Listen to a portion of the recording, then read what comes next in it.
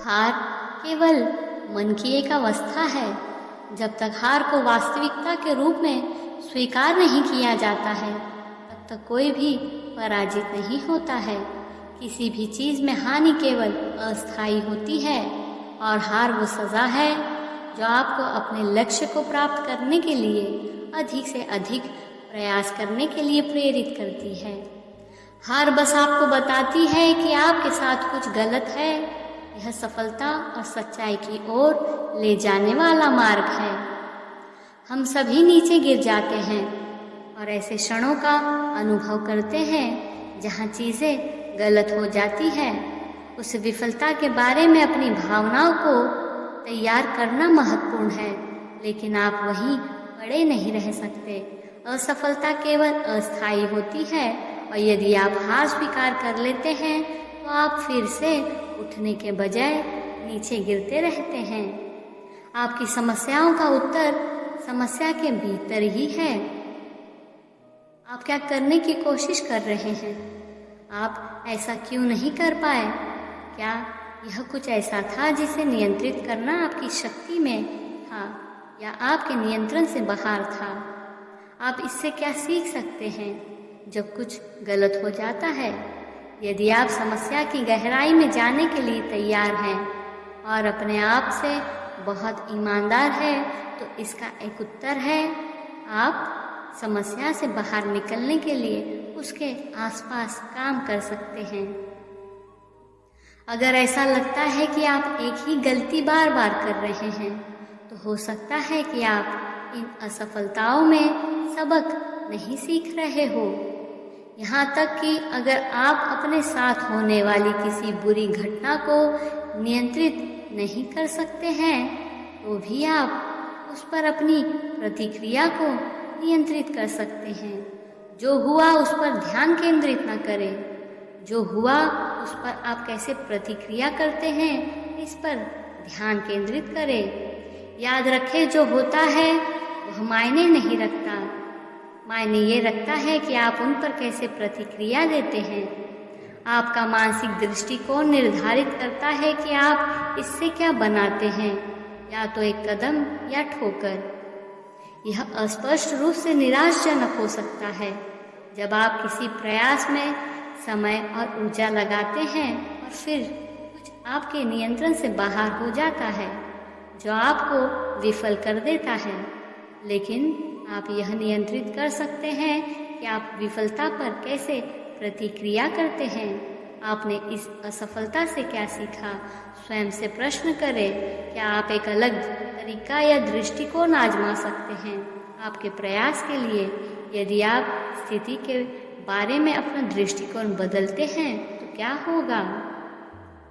जब भी हम किसी तरह से हारते हैं तो ऐसा इसलिए होता है क्योंकि हम एक सपने की ओर काम कर रहे होते हैं।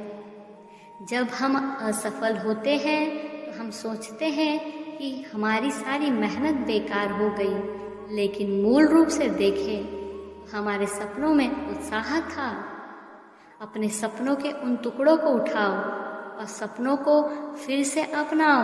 उन टुकड़ों पर ध्यान केंद्रित करें जिनसे आप उत्साहित थे और उन्हें आगे की यात्रा पर ले जाएं। नुकसान और कठिनाई पर ध्यान केंद्रित करना आसान है, इसके बजाय यात्रा के उन हिस्सों पर ध्यान केंद्रित करने का प्रयास करें जो आपको आनंद, संतुष्टि और ऊर्जा दे रहे हैं। आपको इस बात की जांच करनी होगी कि आप क्यों असफल हो रहे हैं, और यदि आप विकास के लिए खुले हैं तो आप जान जाएंगे ऐसी बहुत चीज़ें हैं जिसके माध्यम से आप बेहतर कर सकते हैं। हार शिक्षित करती है और सच्चाई की ओर ले जाती है। हार को अपना दुश्मन नहीं बल्कि अपना गुरु समझो। जो होता है वह सफलता या असफलता नहीं है, बल्कि यह मनुष्य के दिमाग पर क्या प्रभाव डालता है, कौन से विचार मन में आ रहे हैं और हमें वह किस दिशा की ओर ले जा रहे हैं। कोई भी व्यक्ति तब तक पराजित नहीं होता जब तक कि वह निराश न हो।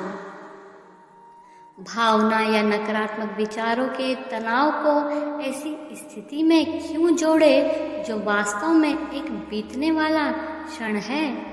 वही करो जो करना बुद्धिमानी हो, उसे भूल जाओ और आगे बढ़ो। असफलता की नकारात्मकता में निवास न करें। हार का डंक जगाने के लिए होता है, आजीवन कारावास नहीं। यदि आप त्रासदी या संकट के समय उपस्थित रह सकते हैं तो हर क्षण एक भयानक क्षण नहीं होता। उन क्षणों में जब दया या आनंद हो, उन्हें ले लो और उन्हें थामे रहो। आप किसी बड़ी समस्या के बीच में हो सकते हैं, लेकिन अगर आप इस समय उपस्थित रह सकते हैं तो वहाँ अच्छे क्षण भी बन सकते हैं। कभी कभी आपके पास एक अच्छी चीज़ हो सकती है जो आपको आगे ले जाती है, फिर एक बुरी चीज़ हो आपको पीछे ले जाती है। नकारात्मक सोच में ना फंसे, बल्कि इस बात पर ध्यान दें कि आप अपने सपने को पूरा करने की सही दिशा में कैसे बढ़ रहे हैं। लचीला बनो। जब एक आदमी जीवित है वह नरम और लचीला है। जब वह मर जाता है तो वह कठोर हो जाता है। लचीलापन जीवन है, कठोरता मृत्यु है। चाहे कोई अपने शरीर की बात करे, अपने मन की या अपने आत्मा की। हर विपत्ति के साथ एक आशीर्वाद आता है, क्योंकि एक झटका अपने आप में एक अनुस्मारक है, रूप में कार्य करता है। हमें नियमित रूप से लक्ष्य से अपना ध्यान नहीं हटाना चाहिए।